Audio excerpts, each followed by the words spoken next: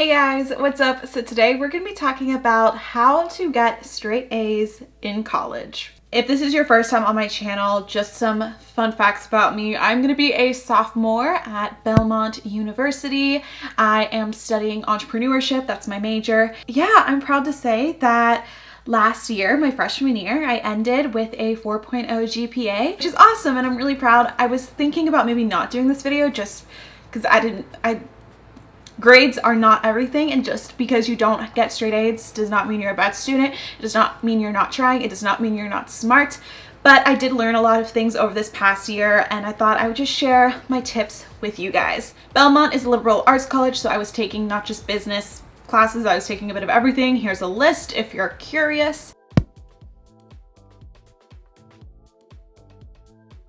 And now I'm going to get into my tips of how I got straight A's as a freshman. So tip number one, before you even start your class, like when you're signing up for classes, use ratemyprofessor.com. It's the best. I couldn't do this for my first semester because the way Belmont does it, it's like a rush and you do it at orientation, so I didn't have time to like go on and look up my professors. When signing up for classes, everyone looks at the time. You have to also decide whether you like morning classes, afternoon classes, evening classes, what works best with your learning style, with your body's, rhythm, what you're gonna enjoy going to most. But along with looking at the times, look at the professor. And so if there's a class at a specific time you want, before snagging that class, like when you're planning it before registration opens, go to ratemyprofessor.com, look up that professor, see the reviews, and you're gonna see how challenging they are, if they're a good grader, a bad grader, any complaints, or if they're an awesome professor. So although you may not be able to get the professor you want, it is good to at least go into a class knowing what they're gonna be like.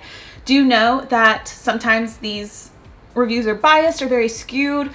You may have a professor that has terrible ratings on Rate My Professor, but you get them and you love them and they're amazing. So don't go solely off of this, but it has been a huge help. And so that's the first thing. I had really great professors. I did not have one professor last semester that I thought was unfair or that I really hated. And I even had a couple professors last year that I absolutely loved and I want to take from again if I can. Okay, next big tip is to track your own grades. So this is something going into college I did not know, but in high school you get your midterm grades, you get your report cards.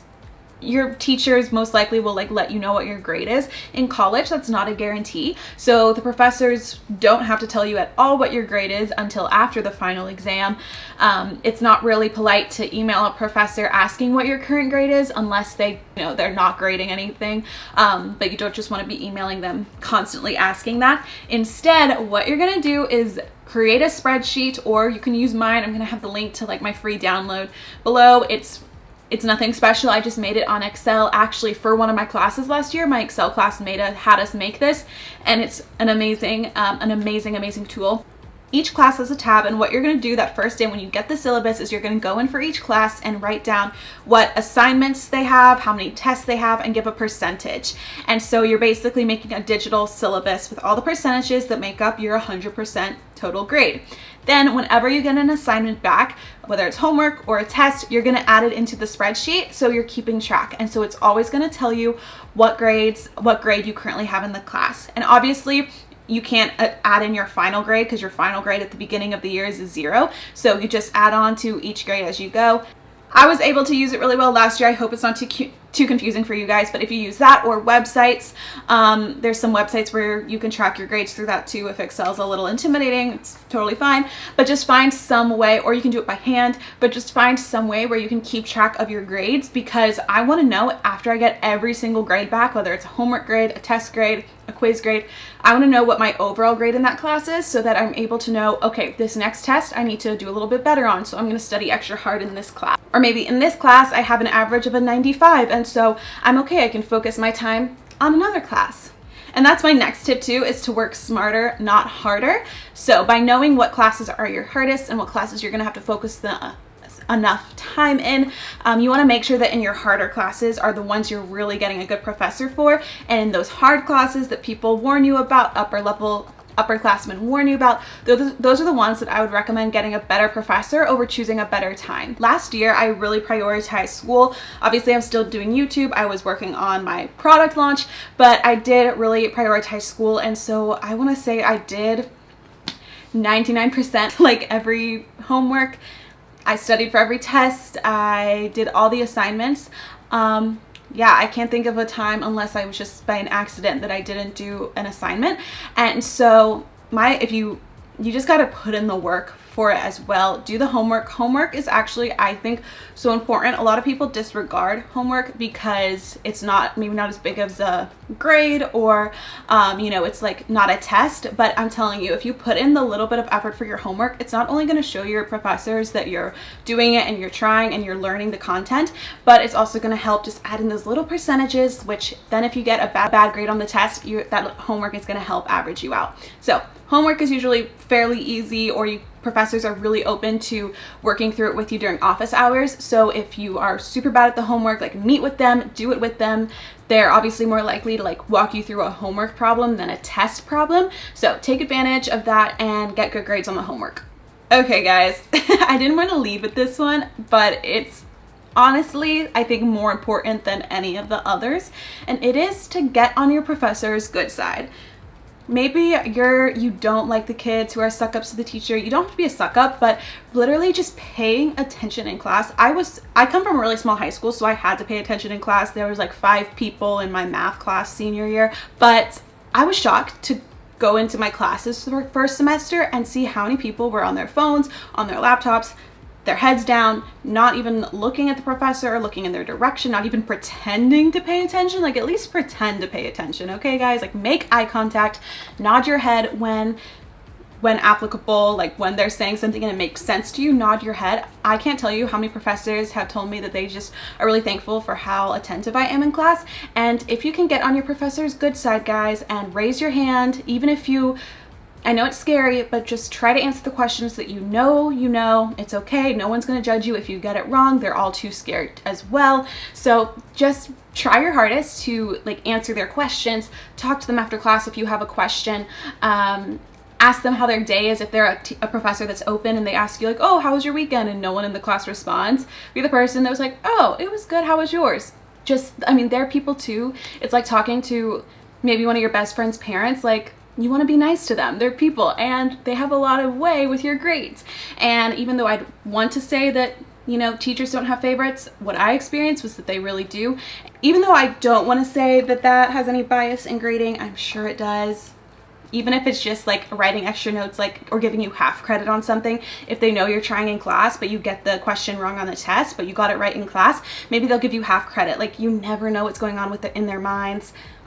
Professors have a lot of little tricks, you know. After the first few weeks, your professors should know your name if it's a small enough classroom. I know some of you may be going into classrooms that are like 200 people. My biggest classroom had maybe 30 to 40. Just make sure they know your name, because then when they're grading too, they will recognize your name, obviously. So super important is professors. Like, just get on their good side. And then of course, show up to class. Can be a hard one, especially if it's a professor you don't like, it's in the morning, or you don't like the content, or you feel like you already know it. But whenever I'm thinking, and I'm not going to say I went to every class, I definitely skipped some classes. I take days off, okay?